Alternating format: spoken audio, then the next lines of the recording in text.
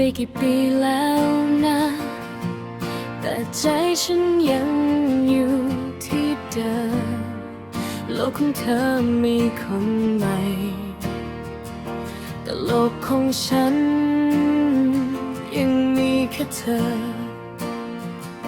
ฉันรู้ว่าเธอหมดรักไปนานแล้วรู้ว่าเธอเจอทางเดินที่ดีกว่าเห็นเธอยิ้มเห็นเธอมีความสุขกับเขาส่วนฉันยังจมอยู่กับวันเก่าๆที่มีเราเวลาผ่านไปเท่าไรใจก็ไม่เคยลืมพยายามจะเริ่มใหม่กี่ครั้งก็ทำไม่ได้คนที่เดินเข้ามาต่างก็ต้องเดินจากไปเพราะในหัวใจยังมีแต่ชื่อเธอฉันไม่ได้รั้งเธอไว้แค่ปล่อยหัวใจตัวเองไปจากเธอไม่ได้ยังลืมเธอไม่ได้แม้จะผ่านไปนานแค่ไหน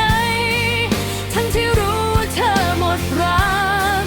และไม่มีความสุขแล้วแต่ฉันยังคิดถึงเธอทุกคืนรักใครไม่ได้ใครมาแทนไม่ได้เหมือนหัวใจมันลืมวิธีรักคนเดิมเพราะยังรักเธอคนเดิมหลายคนบอกให้ฉันเริ่มต้นใหม่แต่ไม่มีใครรู้ว่าใจฉันเหนื่อยแค่ไหนยิ่งพยายามลืมยิ่งจำเธอได้ชัดเจนยิ่งพยายามรักใครหัวใจก็ยิ่งเห็นแต่เธอบางครั้งก็อยากเกลียดเธอให้ได้เพื่อให้ตัวเองหลุดพ้นจากความทรงจำแต่สุดท้ายก็ทำไม่เคยสำเร็จเพราะความรักของฉันมันยังอยู่ที่เดิ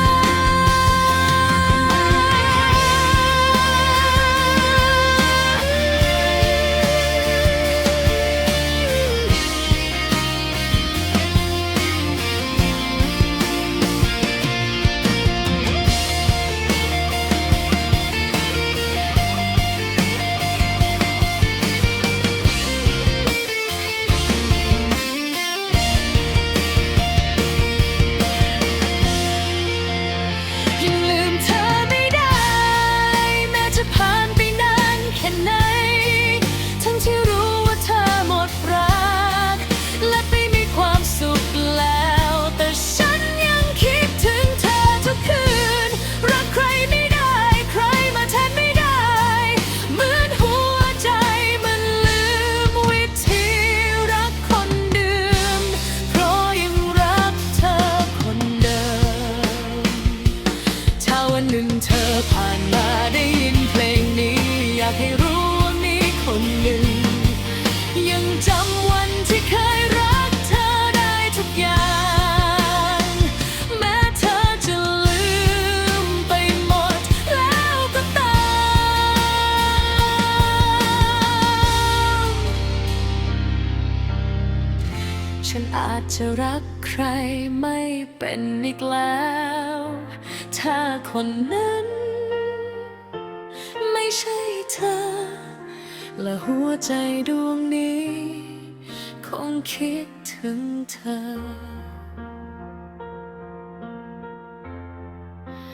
ตลอดไป